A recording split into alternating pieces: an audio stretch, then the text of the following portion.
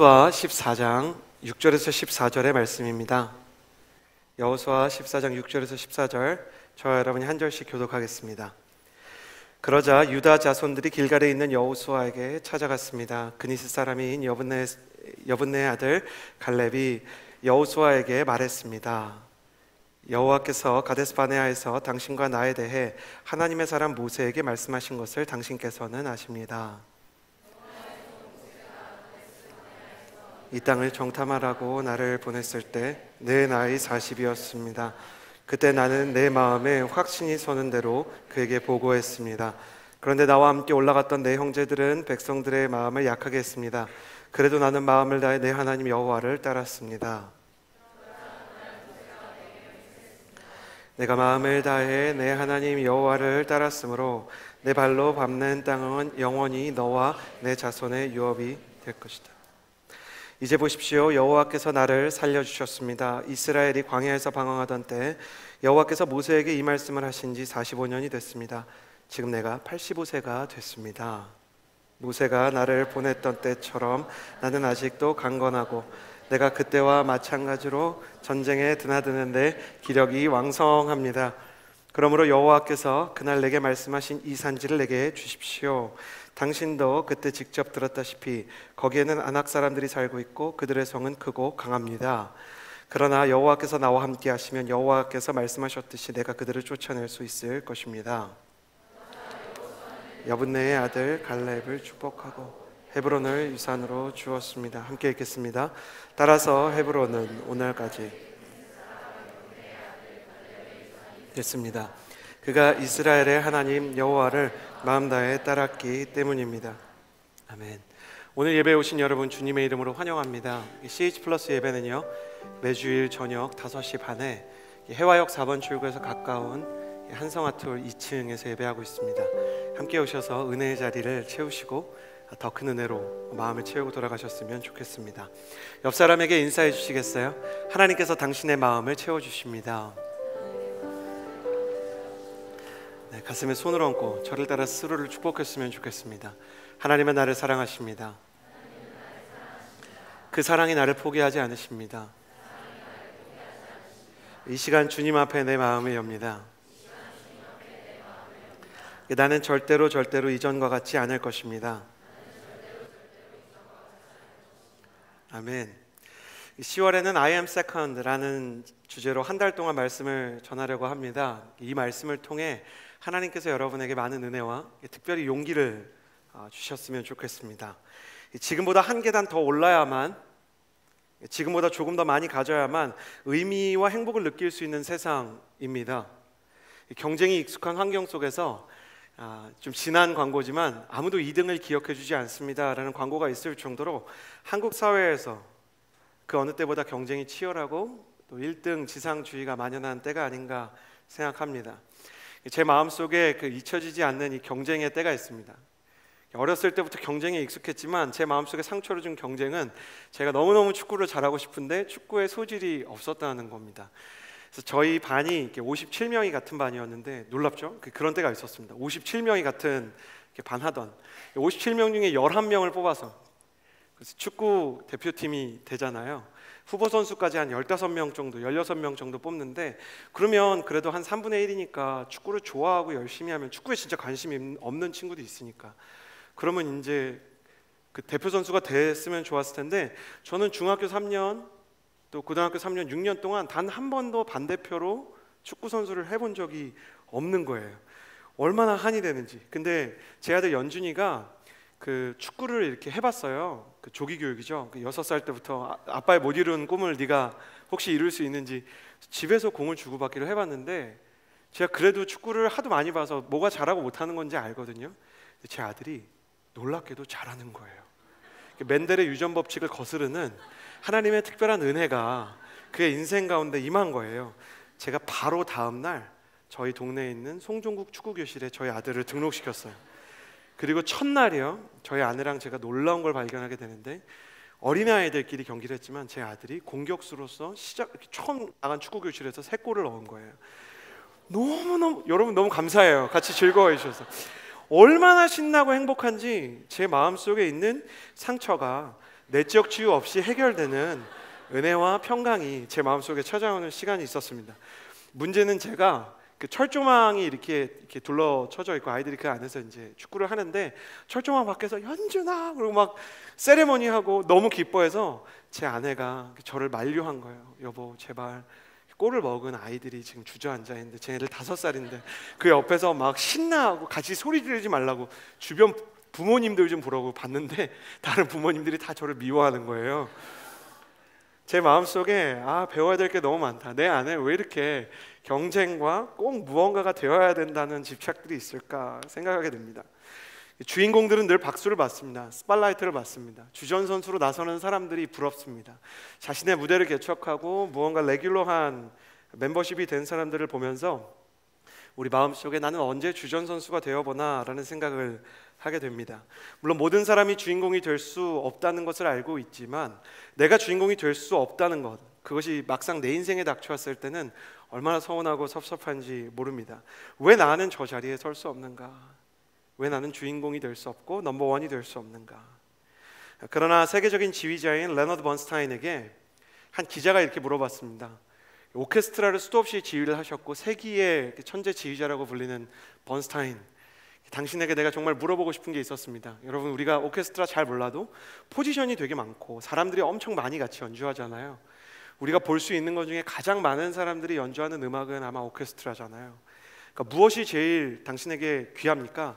당신이 최고의 연주자를 구할 수 있다면 어느 포지션에서 이제 최고의 연주자를 구하고 싶습니까? 그랬더니 레너드 번스타인이 뭐라 그랬냐면 제2 바이올린의 최고의 연주자를 지금 찾는 중입니다. 그리고 내 평생에 제2 바이올린, 제2 플루트, 그 제2의 포지션들을 찾는데 제가 혈안이 되어 있습니다. 왜 그렇습니까? 물어봤더니 사실 제1 바이올린은 스타일의 차이가 있을 뿐 그 1인자들이 굉장히 많습니다. 자신의 열과 성의를 다해서 가장 튀고 가장 메인이 되는 멜로디이기 때문에 돋보이게 연주하는 사람들이 너무 많은데 이 바이올린 연주자를 정말 똑같은 열정으로, 똑같은 성숙함으로, 똑같은 연습량으로 커버하는 사람들이 많지 않습니다. 그렇기 때문에 오케스트라의 완성도를 위해서는 하모니를 담당하고 백그라운드를 감당하는 이 바이올린, 이 플룻 같은 포지션을 최선을 다해서 할 수 있는 사람을 만나야 합니다. 그러면 오케스트라 전체가 살아날 수 있습니다 라고 얘기하는 것입니다. 하나님이 보실 때도 세상이 볼 때는 조연과 같은 사람들이 있습니다. 일평생 살았지만 1인자가 될 수 없었던 인생, 조연으로 살았던 인생, 주도권이 없었던 인생, 최선을 다해서 노력해도 자기의 결정대로, 자기의 소신대로, 자기의 생각대로 꿈을 펼칠 수 없고 누군가의 재가를 받고 컨펌을 받아야 되는 인생, 그것이 때로 성경의 사람들에게 주어진 운명이었습니다. 그러나 하나님은 그들을 사랑하셨습니다. 요셉이 아무리 애써도 애굽의 왕이 되지 않습니다. 그는 총리인 것입니다. 다니엘이 아무리 애써도 그가 바벨론의 최고 리더십이 될 수 없습니다. 그도 총리인 것입니다. 그리고 우리가 나누게 될 갈렙이나 요나단이나 그리고 바울과 함께 여행을 떠났던 누가와 같은 사람들도 주인공으로 스팟라이트를 받지 못했습니다. 그러나 역사의 주인공이 된 다윗과 그리고 여호수아와 바울과 같은 위대한 영웅들에게는 그들의 모든 부족함을 채워주는 이인자들이 있었고, 그 이인자들은 말 그대로 하나님으로부터 돕는 자, 에제르라는 칭호를 받았는데, 이 에제르라는 뜻은 단순히 돕는 자가 아니라 하나님이 사람을 도우신다와 같은 표현입니다.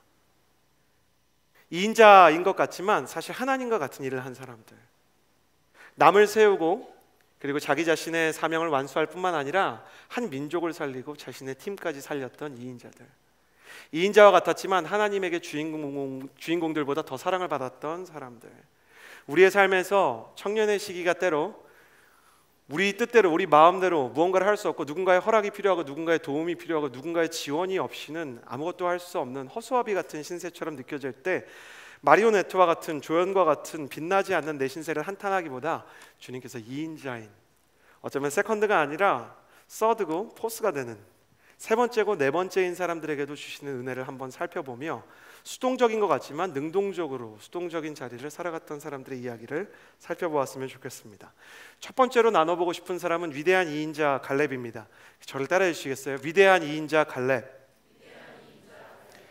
모두가 존경하던 이스라엘의 초대 지도자가 있었습니다. 모세라는 사람인데요, 손을 뻗어서 기도하면 홍해가 갈라지고 반석을 치면 물이 나오고 광야에서 수많은 사람이 살 수 없다고 생각하는 척박한 환경에서 음식을 하나님으로부터 받아오는 사람이었습니다. 그에게는 하나님의 영광이 있고 하나님의 권능이 있었습니다. 하나님으로부터 40일을 금식하면서 십계명을 받아 내려왔을 때 그의 얼굴이 하나님처럼 빛났다라고 이야기할 정도였습니다. 그런데 이 위대한 지도자 모세가 가나안에 들어가지 못하고 자신의 인생을 마감하게 됩니다. 이제 모세가 죽었기 때문에 누군가 그 뒤를 이어서 지도자가 되어야 하는데 좋은 후보가 두 사람이 있었습니다. 첫 번째는 모세의 비서실장이었던 여호수아라는 사람이었고요.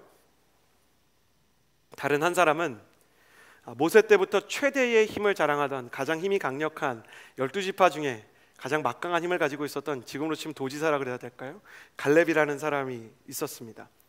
갈렙이 여호수아보다 일단 형입니다. 그런데 형인 갈렙을 세워주지 않고 또 지지 기반이 명확한 유다 지파가 다 이제 갈렙을 존경했기 때문에 최대 지지 기반을 갖고 있는 갈렙을 지도자로 세우지 않고 하나님께서 여호수아를 지도자로 세우라고 이야기하십니다. 분명히 사람들 중에는 갈렙이 지도자가 될 거라고 생각하는 사람들도 있었을 것입니다. 그도 그런 이야기를 많이 들었을 것입니다. 그랬기 때문에 혹시 내가 지도자가 되면 이런 일을 해야지, 나에게 이런 포지션이 주어지면 내가 이렇게 순종해야지라는 그림이 있었을 수 있습니다. 그런데 그는 지도자가 되지 못했습니다. 서운하지 않았을까요? 여러분, 올림픽만 가봐도요, 동메달을 딴 선수의 표정이 은메달을 딴 선수의 표정보다 밝다고 합니다. 왜냐하면 동메달은 3, 4위 결정전에서 맨 마지막 경기를 승리하고 왔고, 은메달은 금메달을 목전에 두고 마지막 경기에서 보통 패배한 사람이기 때문에 조금만 더 했으면 내가 금메달 딸 수 있었을 텐데 라는 생각이 들 수 있는 것이죠. 갈렙은 광야에서 40년 동안 모세를 섬겼습니다. 오늘 여분네의 아들 갈렙이라고 나오는데 이 여분네의 다른 이름이 훌이라는 이름입니다. 이 여분네, 훌, 이 사람이 뭐 하던 사람이냐면, 모세가 손을 들고 기도해서 밑에서 전쟁하면 이제 모세의 손이 떨어지지 않으면 승리했다 그럴 때 그 손을 붙잡았던 사람 중에 하나가 이제 훌입니다. 그러니까 아버지도 모세한테 충성을 다했던 사람입니다. 그러니까 내 마음속에 내가 지도자가 될 만한 자질이 있지 않을까 생각했을 텐데, 그의 마음에 여호수아가 지도자가 됐을 때 비교의식이나 경쟁심이나 피해의식이 생겨나지 않았을까요? 그런데 그는 일평생 지도자가 되지 못한 것에 대해서, 더 올라갈 수 없다는 것에 대해서 한 번도 아쉬워하지 않고 오히려 어떤 면에서는 모세에 비해서 훨씬 부족함이 많았던 여호수아를 민족 최대의 지도자로 세워내는 일에 성공합니다. 여호수아는 어디로 보나 모세보다 훨씬 부족한 리더입니다. 그런데 신학자들이 놀랍게도 연구를 해보면요, 모세 시대의 이스라엘보다 여호수아 시대의 이스라엘이, 그러니까 민족적으로는, 전체 이 그룹으로는, 팀으로는 모세 시대보다 여호수아의 시대가 훨씬 더 성숙하고 하나님께 쓰임을 많이 받았다고 생각합니다. 모세는 혼자 많은 글을 썼지만, 혼자 많은 성경을 썼지만, 여호수아는 개인적으로 한 권밖에 책을 쓰지 못했습니다. 그렇지만 모세와 함께한 이스라엘 백성은 가나안의 성읍 중에 2개밖에 점령하지 못했고, 여호수아는 31개의 성을 순식간에 점령을 할 뿐만 아니라 자기 전 세대에 있었던, 이 모세의 시대에 있었던 이 불순종의 역사를 여호수아의 시대에는 다 끊어버립니다. 여호수아 설교를 할 때 굉장히 이렇게 깜짝 놀라게 됩니다. 이 불순종에 대한 내용이 하나도 없거든요. 어떻게 이 백성이 이렇게 성숙할 수 있고 불순종이 없었을까? 무엇보다 여호수아의 바로 밑을 보조하던 갈렙이 이 순종의 본을 보였기 때문이 아닌가 싶습니다. 오늘 저는 그래서 갈렙의 리더십이 무엇인가, 하나님께서 갈렙을 사랑하시고 쓰셨던 이유가 무엇인가 생각해 보다가 사람과 상황의 마음이 흔들릴 때 그의 마음은 흔들리지 않는 편안함이 있었다는 것을 알게 되었습니다. 오늘 말씀을 통해 사람에 의해서, 상황에 의해서, 세월에 의해서 마음이 흔들릴 때 하나님께서 갈렙의 마음을 어떻게 지켜주셨고 또 갈렙이 어떻게 반응했는지 3가지 갈렙의 태도를 나누어 봤으면 좋겠습니다. 첫 번째 6절에서 9절 말씀, 갈렙의 첫 번째 영성입니다. 6절에서 9절 말씀 함께 읽겠습니다. 시작. 그러자 유다 자손들이 길갈에 있는 여호수아에게 찾아갔습니다. 그니스 사람인 여분네의 아들 갈렙이 여호수아에게 말했습니다. 여호와께서 가데스 바네아에서 당신과 나에 대해 하나님의 사람 모세에게 말씀하신 것을 당신께서는 아십니다.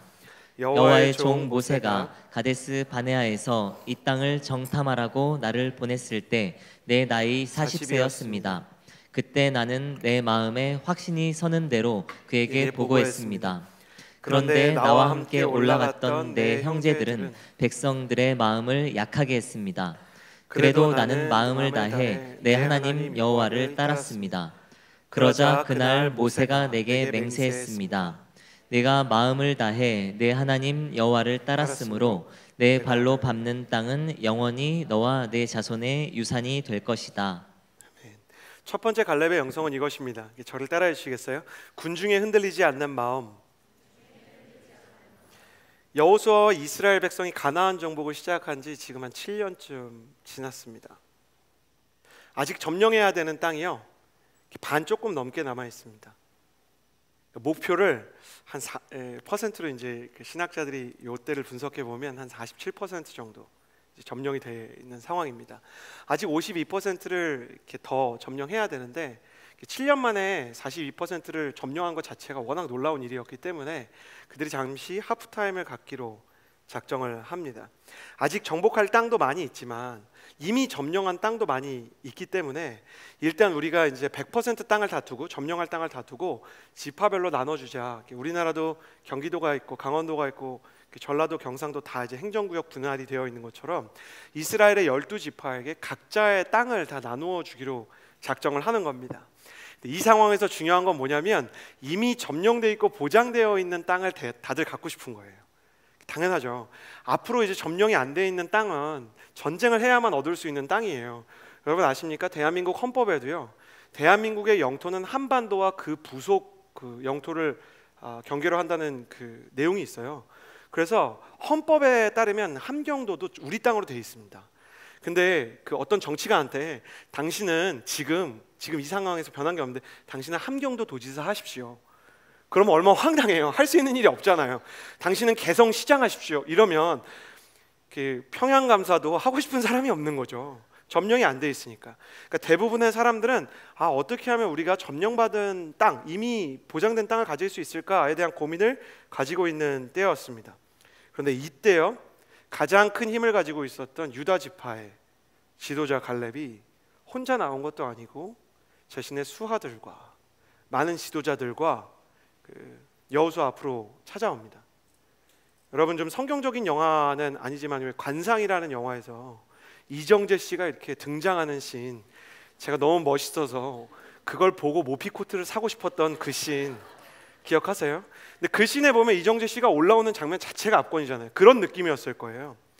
여호수아는 에브라임 지파 출신이에요. 근데 이 에브라임 지파는 강력하지만 이스라엘에서 두 번째 혹은 세 번째 영향력을 가지고 있는 지파예요. 유다는 압도적인 1위예요. 근데 이 유다 지파가 지금까지 전공도 가장 많아요. 또 갈렙은 여호수아에게, 이 갈렙이라는 사람 자체도 여호수아에게 정말 무엇을 요구하든 거절할 수 없는 친구예요. 그의 손에 백지수표가 들려 있어요.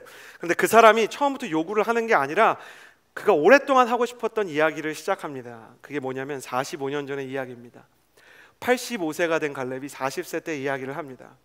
그들이 애굽에서 광야로 들어온 지 3년째 되던 해에 가데스 바네아라는 땅에서요, 광야의 가데스 바네아라는 땅에 아직 가나안 땅에 들어가지 않고 이스라엘에서 광야를 거쳐서 가나안을 가야 되는데, 광야에서 하나님이 모세한테 12지파에서 한 명씩 지도자를 뽑아서, 청년 리더십을 뽑아서, 나이 든 사람 말고 젊고 체력 좋은 사람, 눈이 아주 맑고 몽골인처럼 멀리 보는 사람, 그런 사람들을, 믿음이 있는 사람, 그런 사람들 12명을 뽑아서 먼저 정탐을 들어가라고 얘기해요. 그래서 그들이 여리고를 비롯해서 가나안의 땅들을 둘러보고 돌아왔는데, 그들이 돌아와서 10명이, 12명 중에 10명이 한 보고가 끔찍했습니다. 땅은 분명히 좋습니다. 심기만 하면 나는 땅입니다. 이게 포도를 봤는데 포도 송이가 너무너무 크고 두껍습니다. 모든 곡식들이 너무 잘 여뭅니다. 근데 성읍이 너무 견고합니다. 그들이 정탐했던 이 여리고성은 고대의 성 중에 어떻게 이런 건축이 가능했나 싶을 정도로 견고한 성입니다. 마차 2대가 이렇게 양쪽으로 달려와도 충분할 만큼 폭이 두껍고요, 높이가 크고, 그리고 그 위에 공성장치가 이미 완성되어 있고 철병거가 있는 첨단의 요새였습니다. 거기다가 안악 자손들이 있다 그러는데, 이 안악 자손들이 체구가 크고 워낙 몸이 좋은 겁니다. 그 옛날 전쟁으로, 고대 전쟁으로 갈수록 사람의 피지컬, 몸의 신체의 강도가 중요해지잖아요. 근데 도저히 이길 수 없을 만큼, 그들이 다 거인이라고 생각될 만큼 이 몸이 큰 거예요. 그래서 우리는 몰살당할 것이다. 그 안악 자손들은 몸만 큰 게 아니라 전투의 경험도 많고 아주 무기도 좋은 사람들이다. 극단적으로 부정적인 보고를 합니다.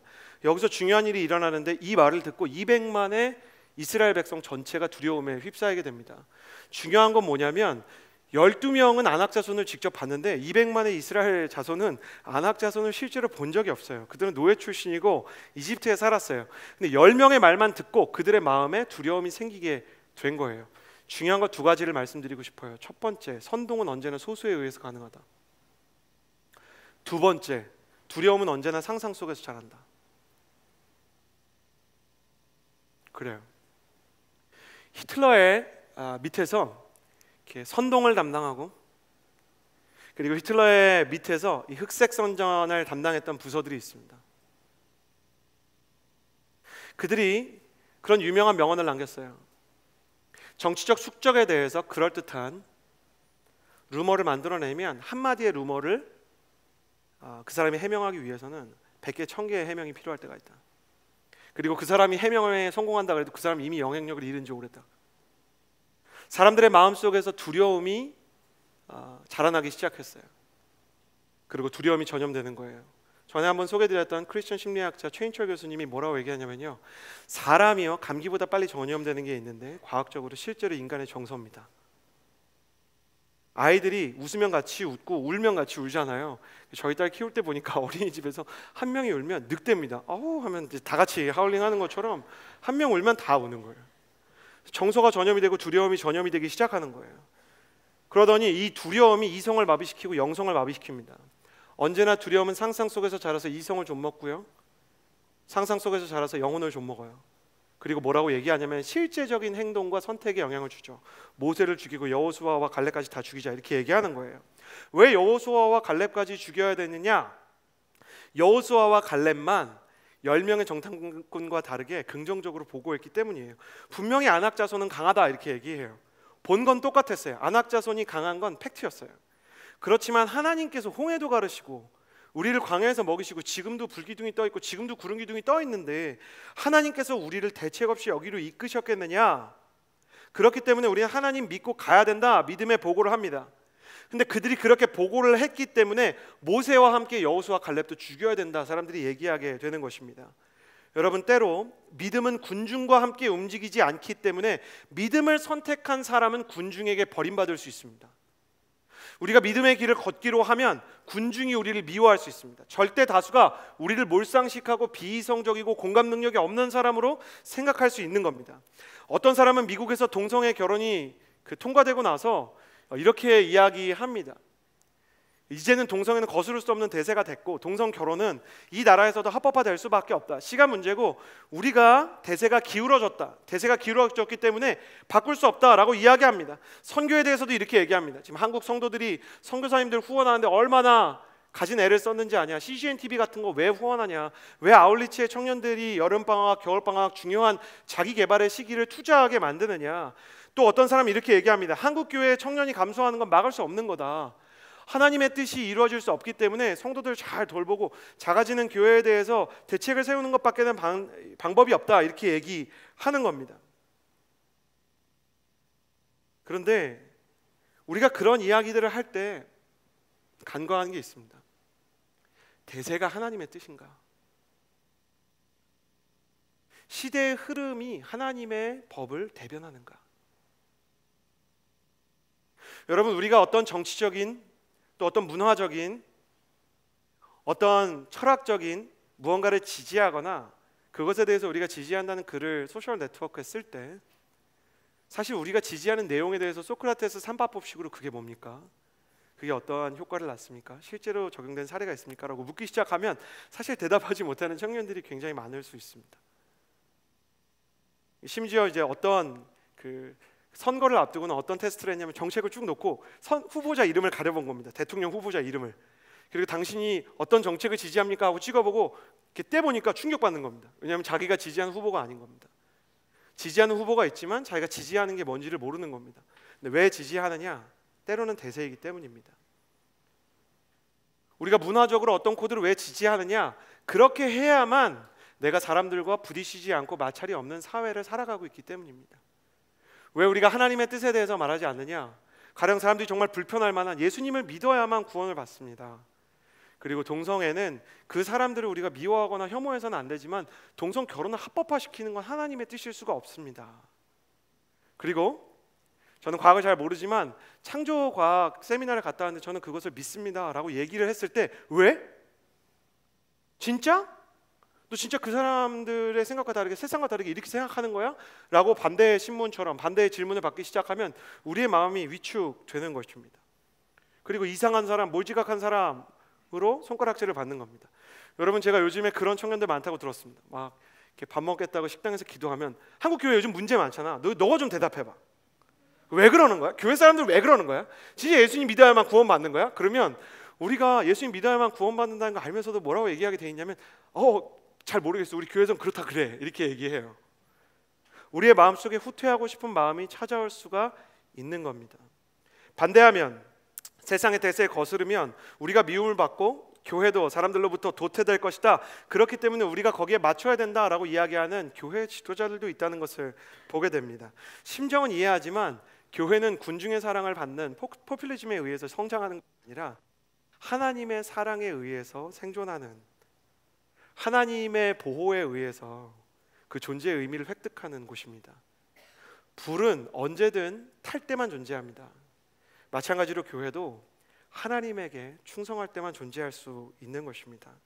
수많은 청년들이 세상 속에서 세상의 뜻을 따라가다가 나의 인생에 어려움이 찾아오고 취업의 문제나 결혼의 문제나 중요한 선택의 갈림길이 찾아오면 하나님께서 내 편이 되어주시기를 간절히 기도합니다.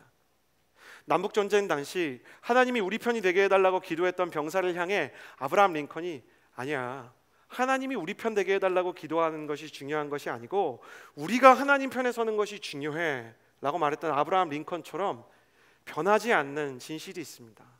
그것은 하나님은 하나님 편에서 믿음을 선택하는 사람을 찾으신다는 것입니다. 갈렙은 군중에 흔들리지 않는 마음이 있었습니다.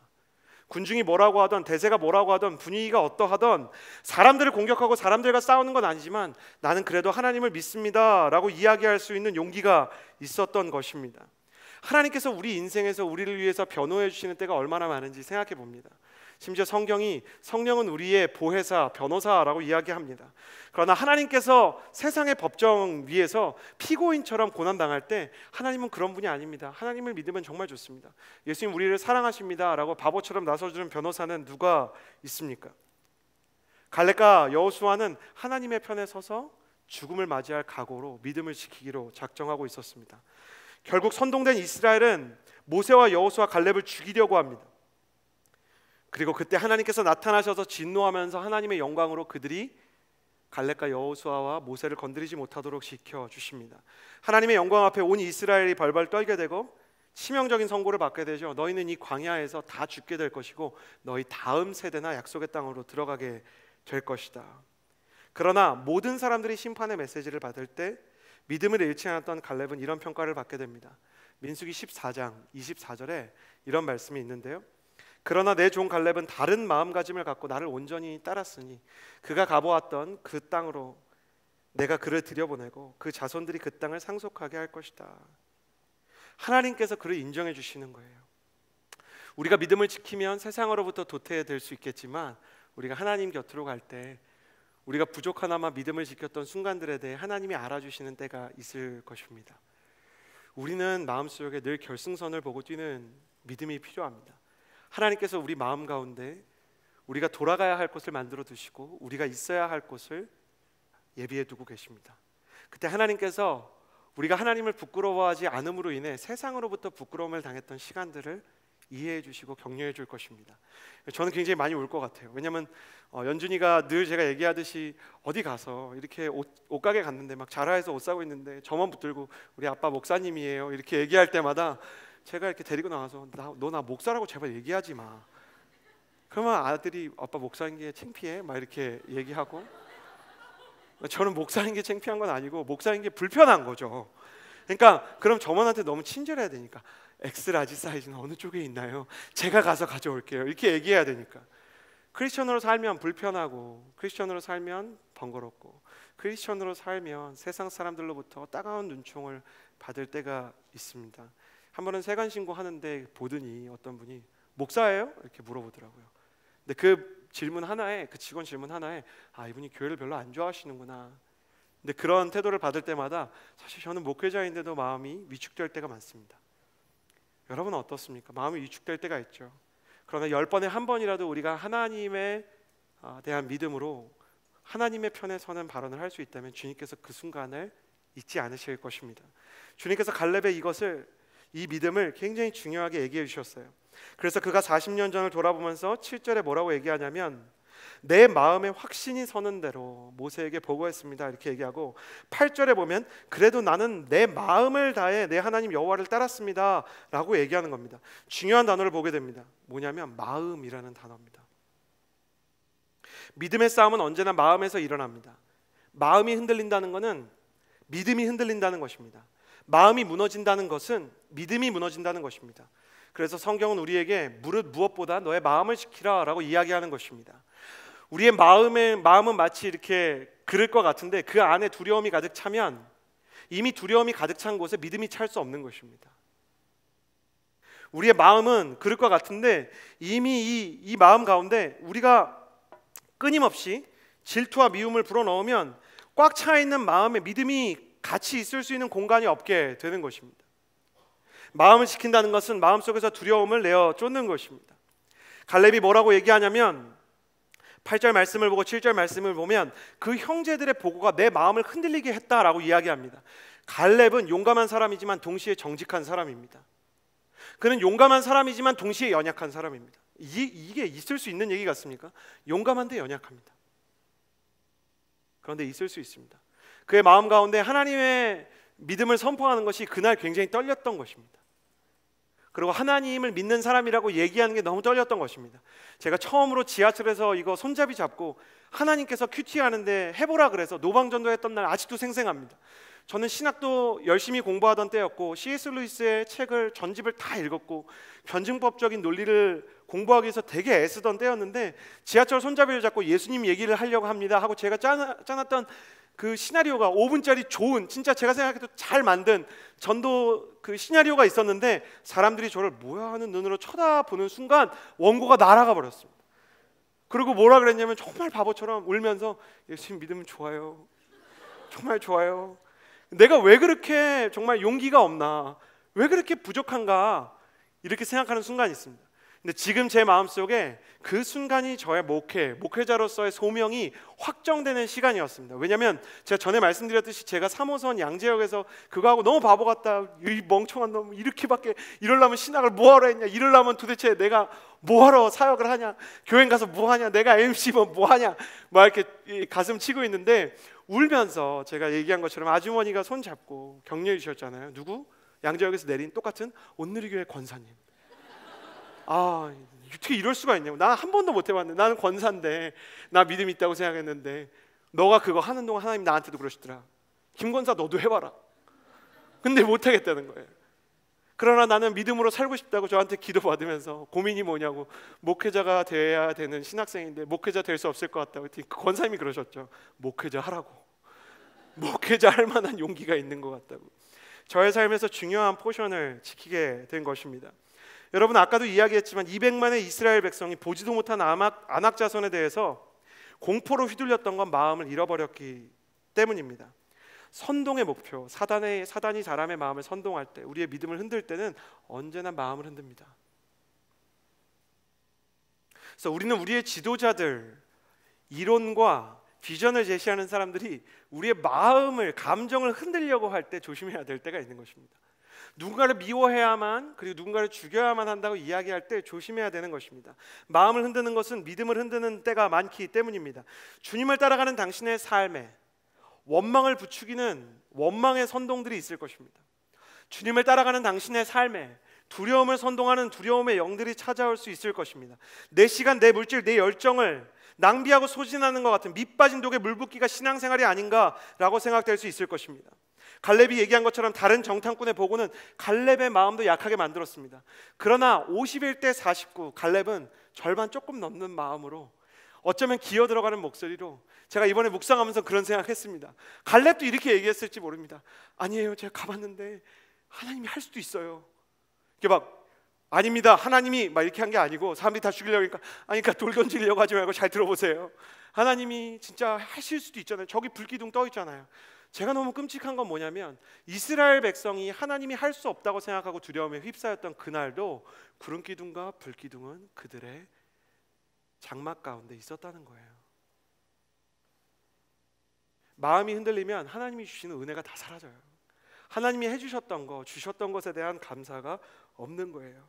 그러나 갈렙은 흔들리는 가운데서도 군중에 흔들리지 않게 마음을 지켰습니다. 청년의 시절 우리가 일평생 믿음의 레이스를 완주하기 위해서는 마음이 흔들릴 때 마음을 지켜야 한다는 것을 첫 번째 알아야 하고, 두 번째 마음을 지킬 수 있도록 기도해야 합니다. 일평생 하나님 앞에서 마음을 지킬 수 있는 청년이 될 수 있기를 주님의 이름으로 축복합니다. 두 번째, 갈렙의 영성은 무엇이었냐면 10절 말씀 같이 한번 읽어보았으면 좋겠습니다. 10절 함께 읽겠습니다. 시작. 이제 보십시오. 여호와께서 나를 살려주셨습니다. 이스라엘이 광야에서 방황하던 때 여호와께서 모세에게 이 말씀을 하신 지 45년이 됐습니다. 지금 내가 85세가 됐습니다. 두 번째 갈렙의 영성, 저를 따라해 주시겠어요? 억울함에 흔들리지 않는 은혜. 갈렙과 여호수아가요, 계속 이제 갈렙이 옛날 얘기하고 여호수아도 추억에 젖는 거죠. 근데 이때 제가 처음으로 이번 말씀을 묵상하면서 너무너무 서운한 게 있더라고요.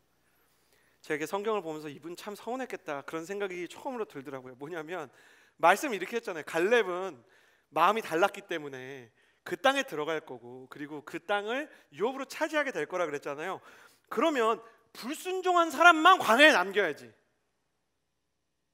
그러니까 불순종한 사람들만 광야에 남기고 일단 갈렙이랑 모세랑 여호수아는 하이패스로 들어가야지. 그러니까 내가 갈렙이라면 그렇게 생각했을 것 같아요. 나는 이제 들어가는구나. 왜냐하면 눈앞에 있기 때문에, 가나안 땅, 약속의 땅이 눈앞에 있기 때문에.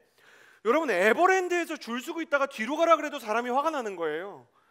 너무너무 속상하잖아요. 이제 여기까지 기다렸는데, 나는 새치기 안 했는데. 그런데 하나님이 갈렙과 여호수아랑 모세도 똑같이 광야 생활을 시켜요. 이런 생각이 들었을 것 같아요. 아니, 왜 내가 너네들의 불순종 때문에 나까지 고생해야 돼? 내가 믿음이 없었어? 니네가 없었잖아. 근데 왜 니네들의 불순종 때문에 내가 광야에 있어야 되냐고. 내가 모세 형님 죽이겠다 그랬어? 니네가 죽이겠다 그랬잖아. 근데 왜 나까지 이렇게 해야 돼?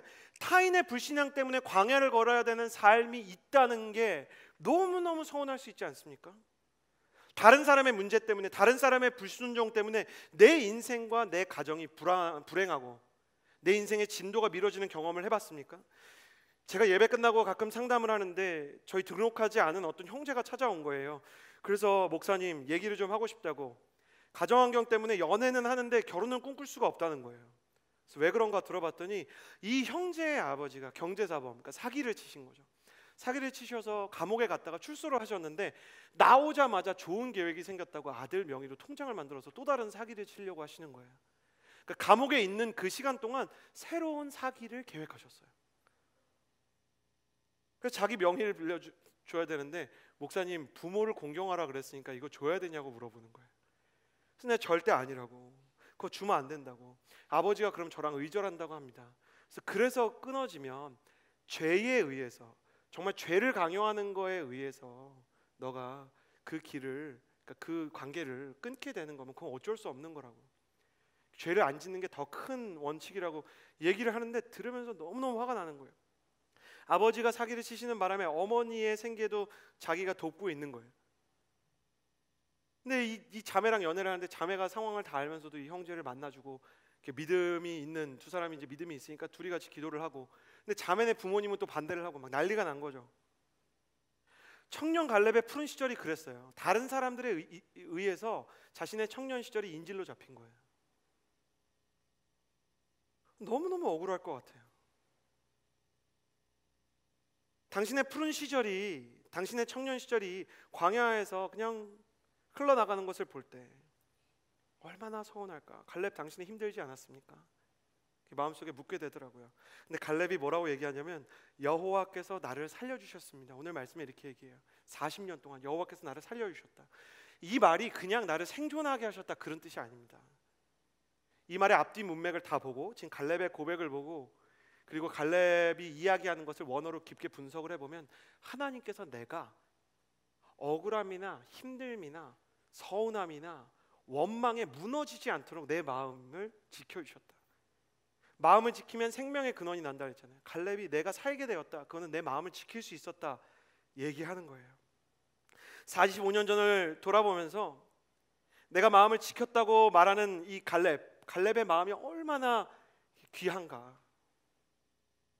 45년 동안 얼마나 원망이 많이 찾아왔을까, 얼마나 많은 두려움이 찾아왔을까, 얼마나 그가 힘들었을까. 군중에게 외면받고 남들의 짐을 지고 광야에서 불편하고 서운하고 마음 가운데 침체되는 영적인 상태가 있을 때마다 뭐라고 얘기하냐면 하나님이 내 마음을 지켜주셨다. 근데 이런 고백을 하는 하나님의 사람들이 많습니다. 바울이 지나온 고생을 모두 리뷰하면서 나의 나된 건 하나님의 은혜라고 고백했고, 다윗이 자신의 고생을 다 돌아보면서 시편 23편을 노년에 썼을 때 사망의 음침한 골짜기로 다닐 때에도 해를 두려워하지 않는 건 하나님이 나와 함께 하셨다, 내 영혼을 소생시키시고 회복시키셨다 고백하는 것이죠. 시시때때로 은혜를 주셨다고 고백하는 거예요. 갈렙은 이렇게 얘기하고 있어요. 은혜는 억울함에 의해서 지워지지 않는다. 하나님께서 우리에게 주시는 은혜는 억울함이나 상황이나 환경이나 사람들에 의해서 지워지지 않는다 얘기하는 거예요. 다시 그 형제 얘기로 돌아와서 아버지는 자기를 이용해서 사기를 또 치려고 하고 어머니의 생계를 도우려고 하고 그 교제하는 자매의 부모님으로부터는 허락을 못 받는다고 얘기하는 그 형제와 대화를 하는데 말문이 막혀요. 왜냐하면 그러면 안 되는데, 좋은 상담가는 들으면서 그러셨군요, 평정심을 유지해야 되는데 너무 화가 나요. 그 형제의 아빠가 너무 미운 거예요. 근데 목회자가 진짜 하면 안 되는 일 중에 하나가 뭐냐면, 그 형제가, 그 자매가, 내 앞에 있는 형제 자매가 자기 부모님을 원망한다 그래서 내가 그 부모를 욕하면 안 되는 거예요. 니네 아버지 진짜 뭐 이렇게 얘기하면 안 되는 거예요. 야, 뭐 그런 아버지가 다 있어. 여기까지 올라오는데 참는 거예요. 형제 얘기가 어떤 때 이제 어느 순간부터는 안 들리고 이 아버지를 욕하면 안 돼서 내 마음을 지키는 기도를 하는 거예요. 하나님 이 아버지 욕 안 하게 해주세요. 근데 제가 어디에서 그 싸움이 이제 해결이 됐냐면, 그 형제가 그럼 왜 왔냐 이거예요. 나는 도대체 이 형제가 왜 왔을까, 이제 어떤 뭘 부탁하려고 오는 걸까, 뭘 기도해야 되는 걸까 기다리고 있는데, 목사님 제가 아직은 아버지를 미워하지 않습니다. 기가 차는 거예요. 아버지를 미워하지 않아요? 그런데 좀 있으면 미워할 수도 있습니다. 제가 아직 엄마를 버거워하지 않습니다. 근데 조금 있으면 도망치고 싶을 수 있을 것 같습니다. 제가 제 여자친구의 부모님을 원망하는 마음이 없는데 조금 있으면 원망하는 마음이 찾아올 수도 있습니다. 그런데 지금까지는 CH+에서 예배드리면서 은혜를 받아서 마음을 지켰는데 앞으로도 그렇게 마음을 지킬 수 있는 게 내 기도 제목입니다. 그래서 제가 반사적으로 뭐라고 물어봤냐면, 아버지가 바뀌는 게 기도 제목이 아니고요? 이렇게 물어봤어요. 근데 그 형제가 그 다음에 한 질문이 충격적이었죠. 목사님이 방금 설교하면서, 그 주에 방금 설교하면서 상황이 안 변해도 마음이 지켜야 된다는 설교를 하신 거잖아요. 근데 제가 이 형제라면 얼마나 힘들까, 이런 사람도 있구나 그러면서 제가 눈물이 터져갖고 뭐라 했냐면, 형제가 나를 위해서 기도해야 될 것 같아 그랬어요.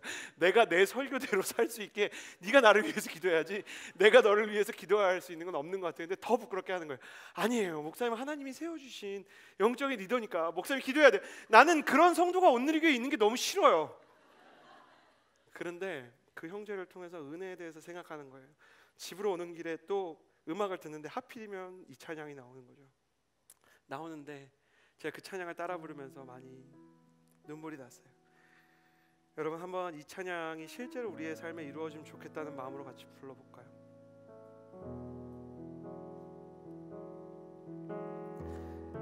은혜 아니면 살아갈 수가 없네.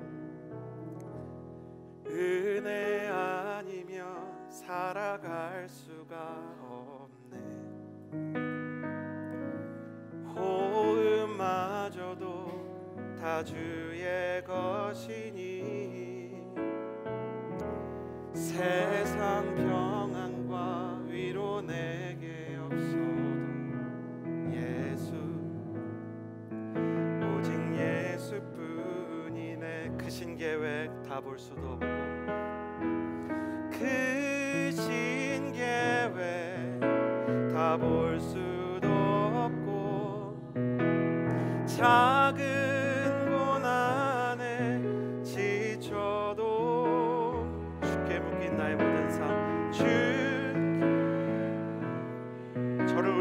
했던 그 고백 버티고 견디게 하시네. 버티고 견디게 하시네. 은혜 아니면 살아갈 수가 없네. 은혜 아니면 살아갈 수가 없네. 나의 모든 것 다 주께 맡기니 참된 평안과 위로 내게 주신 주 오 예수, 오직 예수뿐이네. 이 찬양이 너무 좋은 거죠. 우리의 삶에 넘어갈 수 없는 골짜기들이 있을 때 하나님께서 주시는 은혜가 그 상황을 이기게 하고 억울함이나 두려움에 흔들리지 않게 해주신다는 것입니다. 여러분, 하나님의 은혜가 여러분을 이기게 해주신다는 것을 믿을 수 있게 되기를 주님의 이름으로 축복합니다. 하나님께서 주시는 은혜가 지금 당신이 겪고 있는 그 억울함과 원통함을 이기게 해주시는 예배가 바로 오늘이 되기를 주님의 이름으로 축복합니다. 은혜가 있으면 견딜 수 있고 버틸 수 있다는 이 고백이 당신의 고백이 되기를 바랍니다. 갈렙에게 억울함에 흔들리지 않는 은혜가 있었어요. 그리고 11절 12절 갈렙의 마지막 세 번째 영성입니다. 11절 12절 같이 읽겠습니다. 시작. 모세가 나를 보냈던 것처럼 나는 아직도 강건하고 내가 그때와 마찬가지로 전쟁에 드나드는데 기력이 왕성합니다. 그러므로 여호와께서 그날 내게 말씀하신 이 산지를 내게 주십시오. 당신도 그때 직접 들었다시피 거기에는 아낙 사람들이 살고 있고 그들의 성은 크고 강합니다.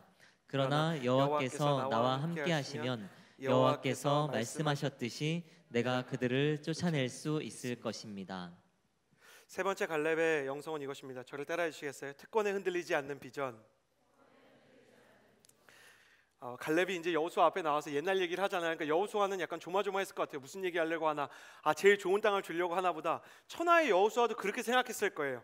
근데 제가 갈렙의 입장이라면 내가 지금까지 참전한 전쟁이 얼마나 많은데 내가 40년 동안 마음을 지키고 그 수많은 사람들과 함께 이 시간 45년이죠. 45년 동안 마음을 지키고 그 모든 억울함을 이겨낸 거 이때를 위한 건데 가로수길을 저한테 주십시오. 이렇게 얘기해야죠. 애플 스토어에 있는 고기 그거 저한테 주십시오. 파라군 근처에 타워 팰리스에 내 집을 짓겠습니다. 이렇게 얘기를 해야죠. 그런데 그가 그렇게 얘기하지 않고 아직 점령이 안 된 헤브론을 달라 그러는 거예요. 그리고 그 헤브론이 어디냐면 45년 전에 여호수아와 갈렙이 보고 제일 두려워했던 아낙 자손들의 본진이에요.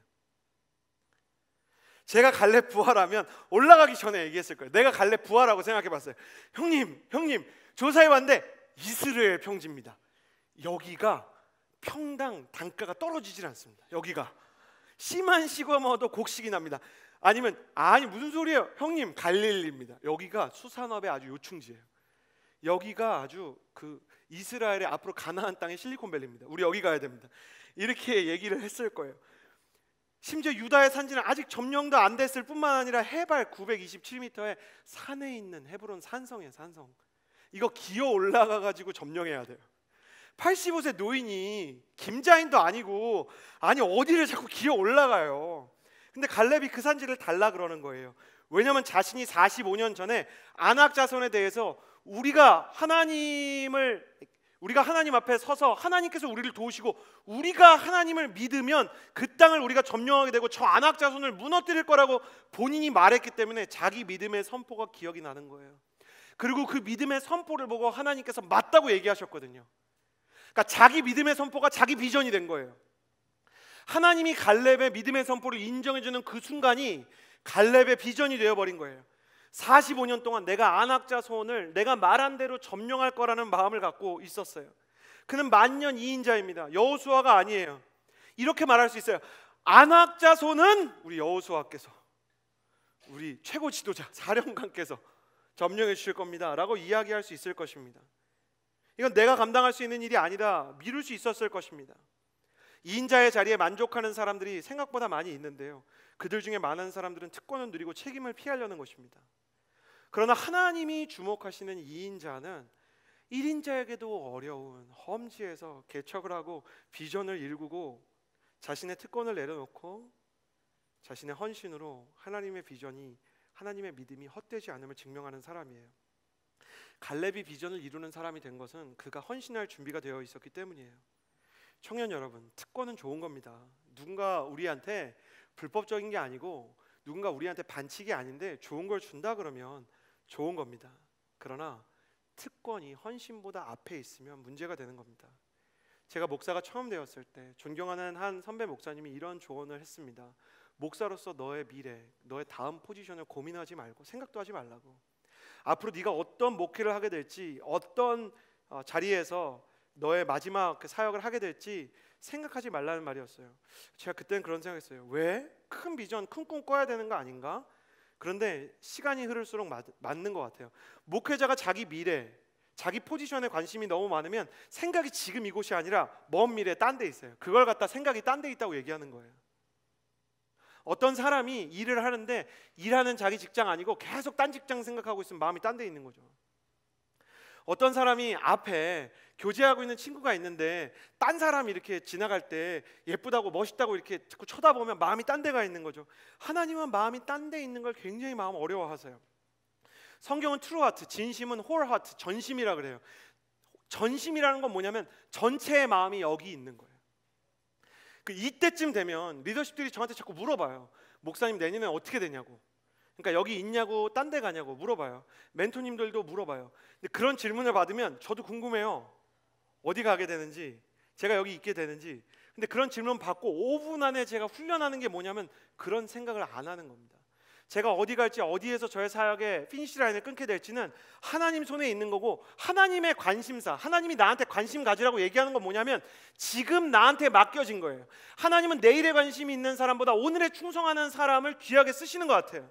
여러분 어떻습니까? 맨날 내일만 바라보면서, 맨날 딴 데만 바라보면서 나는 왜 아직도 여기 있나 생각을 합니까? 사랑하는 청년 여러분, 하나님께 쓰임받고 싶으면 당신의 미래에 제발 집착하지 마십시오. 미래에 집착한다고 비전인 거 아닙니다. 딴 나라 꿈꾸고 큰 꿈 꾼다고 하나님이 인정하시는 비전너리가 되는 거 아닙니다. 무엇이 될지, 얼마나 받을 수 있을지, 얼만큼 큰 영광이 약속되어 있을지 집중하면 실제로는 비전에서 멀어지고, 그리고 당신과 함께하는 팀조차 하나님과 떨어지게 되는 것입니다. 왜 나는 1인자가 아닌가? 갈렙은 그런 생각하지 않았습니다. 심지어 내가 2인자인가? 3인자로 물러나나? 내가 올라가나 떨어지나? 내가 이 자리를 지킬 수 있을까? 관심 없습니다. 그는 45년간 한결같이 내가 기회만 주어지면, 사람들이 제일 어렵다고 얘기했던 그 아낙 자손의 헤브론 그 산지 내가 가야 되겠다, 그런 마음이 있었던 거예요. 왜 내가 어려운 일에 헌신해야 되는가? 바로 그런 질문이 이스라엘 광야에서 매일매일 백성이 하던 질문이었어요. 왜 나예요? 하나님 왜 내가 섬겨야 돼요? 하나님 왜 내가 물질을 드려야 돼요? 하나님 왜 내 시간이에요? 딴 사람 많잖아요. 하나님 왜 내가 그 선교사님 도와야 돼요? 하나님 왜 내가 교회 섬기고 CH+에서 리더십으로 수고해야 돼요? 그거 하면 뭐 주나요? 그거 하면 뭔가 생기나요? 하나님께서 나에게 부탁하신 일이기 때문에 하는 것입니다. 당신이 이스라엘 백성의 길을 걷고 싶습니까? 갈렙의 길을 걷고 싶습니까? 나의 오늘을 하나님께 드리면 나의 내일은 하나님이 이끌어 주시는 겁니다. 그런 마음으로 저도 살기 원합니다. 저의 내일에 관심을 가지지 않기 원합니다. 많은 분이 저의 미래에 대해 물어도 저는 그런 목회자가 되고 싶어요. 내 미래에 관심이 없는, 나의 다음 자리에 관심이 없는 목회자. 그러면 하나님께서 저를 영광스러운 자리에 이끌어 주실지는 모르겠지만 하나님께서 저를 가치 있는 자리에, 가치 있는 일에, 그리고 소중한 성도님들과의 만남 가운데로 이끌어 주실 것을 믿습니다. 제가 존경하는 그 지금 열린 새신자 예배 담당하는 김소리 목사님은 한때 다리 불구 판정을 받고 대학 시절 내내 다리를 굽히지 못했던 장애 등급을 갖고 있습니다. 그분은 다리를 굽히는 게 정말 소원이었는데 아무리 이렇게 자신이 애를 써도 다리가 재활이 안 되는 거예요. 믿음도 잃어버리고 학창 시절에 좋은 추억도 다 잃어버리고 방구석 폐인처럼 돼서 어두움을 살던 시절, 유일하게 그에게 믿음의 동역자가 된 건 지금 사모님이 되신 당시 여자친구셨어요. 이 여자친구 분이 CCC 수련회도 데려가고 선교단체에 적이 붙어있게 해서 잘 가지도 않는 CCC 수련회 한다 그래서 여자친구 때문에 이끌려 왔는데 별로 크게 기도한 것도 아닌데 그래도 오랜만에 하나님 앞에서 눈물로 기도하던 자리에서 김소리 목사님 다리가 낫게 됐어요. 그러더니 앉았다 일어났다가 된다고 자기도 놀래가지고 이러고 있을 때 누구보다 하나님께서 그 일을 해주시길 바랬던 여자친구 사모님이 아스팔트 바닥에 앉아서 우신 거예요. 왜냐면 사모님이 그렇게 말씀하셨대요. 기도했지만 그렇게 될지 몰랐다. 저랑 남산을 이렇게 둘이 걷고 있었어요. 남자 둘이 남산 걸으면 얼마나 이상해 보이는지 몰라요. 시절 좋을 때 걷고 있는데, 근데 제가 그 얘기를 듣는데 이 얘기를 나한테 왜 하나, 근데 그냥 그 얘기를 하고 싶으셨나 봐요. 그러더니 뭐라 그랬냐면, 서진아, 나는 그때 생각하면 기억은 나는데 내가 그렇게 다리가 아팠나 싶어. 내가 너무 긍정적인가? 나 지금 농구도 하고 축구도 하잖아. 김소리 목사님 또 운동을 잘하시거든요. 다친 것도 농구하다 다치신 거였어요. 저라면 다시 운동 안 할 텐데 또 좋다고 운동하세요. 그래서 야, 왜 이 사람 왜 이러나 이렇게 생각했었는데 그러는 거예요. 내가 지금 농구하고 다시 축구하는 이유가 뭐냐면 내가 그렇게 아팠나 싶어. 나 그렇게 힘들었는지 솔직히 기억이 별로 안 나. 몇 년을 괴로워했는데. 그때부터 마음이 막 이렇게 움직이기 시작했어요. 김소리 목사님 그때 이렇게 딸이 생기셨을 때거든요. 근데 또 얘기를 해요. 내가 7년 동안 아이가 안 생겼잖아. 사실 할 수 있는 의학적인 모든 거 다 했다. 근데 아이가 안 생겼어. 근데 이번에 생겼잖아. 아기가 생겨서 곧 태어날 때가 되니까 또 무슨 생각이 드냐면 그 7년 동안 우리가 기도하던 그게 그렇게 힘들었나 싶어. 그러더니 딸을 위해서 부른 노래를, 본인이 작곡한 노래를 들려줬는데 너무 놀랐어요. 노래를 너무 못하셔가지고 태교에 안 좋을 것 같아요. 그 노래를 들으면 애가 배에서 좋아할 것 같지 않아요. 목사님 안 들려주시는 게 좋겠어요. 농담하는데 또 그러시는 거예요. 난 그런 게 있는 것 같아요. 하나님이 어떤 약속의 때까지 되게 오래 기다리게 하실 땐 너무 힘든데 그 순간까지 버티고 견뎌서 막상 거기 딱 서면 지나간 게 기억이 안 나. 나는 너도 그렇게 됐으면 좋겠다 그랬는데 제 사정을 모르셨지만 그때 제가 사랑하는 어떤 사람들의 질병으로 인해서 너무너무 힘들어할 때예요. 해결되지 않은 문제는 아무와도 나누지 않기 때문에 성도님들과도 또 심지어 아내와도 잘 나누지 않던 때예요. 남산에서 남자 둘이 걷는데 한 남자가 울기 시작했어요. 정말 그 장면은 정말 끔찍한 장면이에요. 둘이 사귀나 봐 막 난리 났어요, 사람들은. 근데 나는 그 순간을 잊을 수 없어요. 갈렙이 그렇게 얘기하는 거예요. 나는 이미 이 절반의 영토가 점령되는 이 순간 노인이 되어서 다 낡아 빠진 사람이 된 것 같지만 하나님께서 이날 이때 나를 이끌어 주신 거 생각하면 지난날의 고생, 광야에서 억울함 기억도 안 난다. 나는 그렇게 하나님께서 나의 평생을 이끌어 주실 줄 믿는다. 그리고 1인자 여호수아가 누구에게도 부탁하기 어려웠던, 누구한테 부탁해도 미안한 헤브론을 그에게 부탁하게 되는 거죠. 그는 영원한 2인자로, 여호수아의 2인자가 아니라 하나님의 비서와 같은 사람으로, 하나님의 비전의 사람으로 마음속에 남아있는 영원한 영웅이 되었습니다. 당신의 삶에서 당신이 남들보다 앞서지 못합니까? 당신이 남들보다 느리고 남들보다 더 큰 영광을 받지 못합니까? 당신의 삶에서 당신을 알아주지 않는 사람들이 많습니까? 당신의 삶 가운데 당신이 왜 내가 이 사람들의 짐까지 떠안아야 되나, 가족 때문에 힘들고 상황 때문에 힘듭니까? 하나님께서 당신을 보고 계십니다.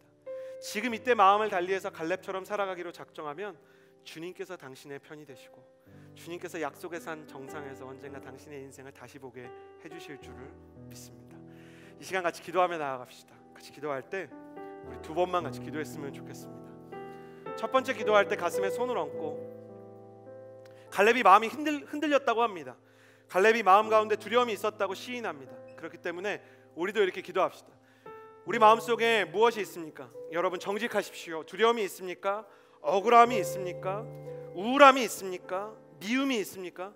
하나님, 내 마음속에 믿음이 들어올 수 없게 만드는, 내 컵에 모든 공간을 채우는 두려움, 의심, 미움, 절망, 비교의식, 억울함들이 있습니다. 하나님, 내가 이거 빼낼 수 있게 예수님, 성령님을 보내주셔서 내 마음을 비워주십시오. 내가 내 마음을 지킬 수 없으니 하나님께서 내 마음을 지킬 수 있도록 해주십시오. 우리 주님 앞에 간절히 기도하며 나아갑시다. 기도하겠습니다.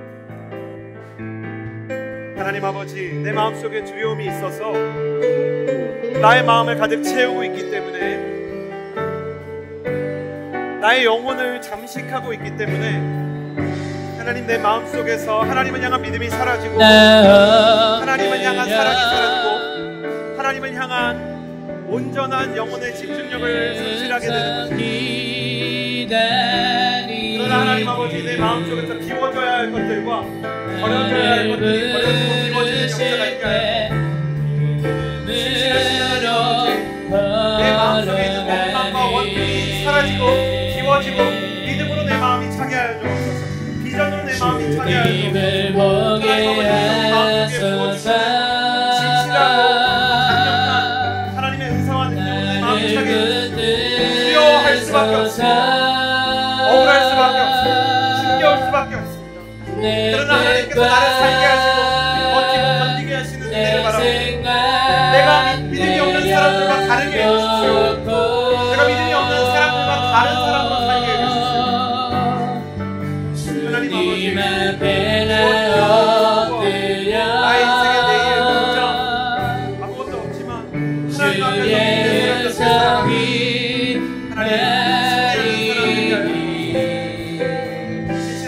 나를 부르실 때 믿음으로 걸어가리. 마지막으로 기도할 때는 하나님 아버지, 나의 인생의 비전이 하나님의 손안에 있음을 고백합니다. 나의 인생의 내일은 하나님의 손안에 있음을 고백합니다. 주님께서 나의 내일을 만들어 가시고 나의 내일을 디자인하시기 때문에 하나님이 원하는 방향으로 나의 오늘을 채워가게 하여 주옵소서. 힘든 사람들이 여러분이 있을 수밖에 없습니다. 억울한 일들이 없을 수가 없습니다. 우리는 인간이기 때문에, 연약하기 때문에 갈렙도 흔들리는데 안 흔들릴 수가 없습니다. 그러나 하나님, 내가 믿음을 선택할 수 있게 하여 주옵소서. 하나님의 뜻대로 하나님, 나의 일을 대하는 태도, 사람을 대하는 태도, 교회에서 신앙을 대하고 선교와 교회의 사역들을 감당하는 태도가 하나님 앞에 갈렙처럼 충성스럽게 하여 주옵소서. 이 시간 우리가 구해야 되는 마음은 갈렙의 충성된 마음입니다. 주님, 내가 충성하게 하여 주옵소서. 나의 인생, 나의 믿음에 합당한 충성을 가지고 살게 하여 주옵소서. 우리 주여 한번 부르짖고 기도합니다. 주여! 하나님의 중심으로 내게 맡겨진 일들과 사역과 사랑과 리더를 숨기고 충성된 사람으로 나의 인생을 채워가는 충성스러운 마음으로 최선을 다해서 나의 하루를 살 수 있는 그 열정을 내게 허락하여 주옵소서. 마음이 들리고 하나님 아버지, 사람 하나를 함께하고 그날 선동하려고 할 때 휩싸이지 아니하고 하나님, 내가 내 마음을 하나님께로 드리고 충성하고 나아가며 하나님을 향한 진실한 진심과 전심을 가진 하나님의 살게 하여 주옵소서. 내 삶에 역사하시는 신실한 나의 하나님을 찬양해. 지금 여기 계시며 말씀해 주시는 하나님, 내 삶에 역사하시는 신실한 나의 하나님을 찬양해. 참 좋으신 하나님 아버지, 갈렙처럼 충성된 사람으로 하루를 최선으로 채워가고 내일 일과 다음에 겪을 특권들이 아니라 내게 주어진 오늘을 하나님의 마음으로 전심으로 채워갈 수 있는 사람이 되게 하여 주옵소서. 수많은 사람들, 수많은 매체들, 수많은 문화가 우리를 감사로부터 멀어지게 선동하고 우리를 믿음으로부터 격리되도록 선동합니다. 그러나 그들의 말이 우리를 움직이는 것이 아니라 하나님의 말씀에 의해 움직이는 사람이 되고 싶습니다. 주님, 내게 믿음을 주시고 주님과 동행할 수 있는 신앙을 주시고 갈렙처럼 비전을 이루는 사람이 되게 하여 주옵소서. 이제는 우리 구주 예수 그리스도의 은혜와 하나님의 사랑과 성령님의 교통하심이 우리 가운데 하루를 주시고 내일을 예비하시는 거룩하신 하나님 앞에 충성스럽게 살아가기를 다짐하는 주의 모든 청년들 위해, 그리고 모든 성인 성도님들과 충성으로 하루를 채워가시는 선교사님들 위해 이제로부터 영원토록 함께해 주시기를 간절히 축원하옵나이다. 아멘.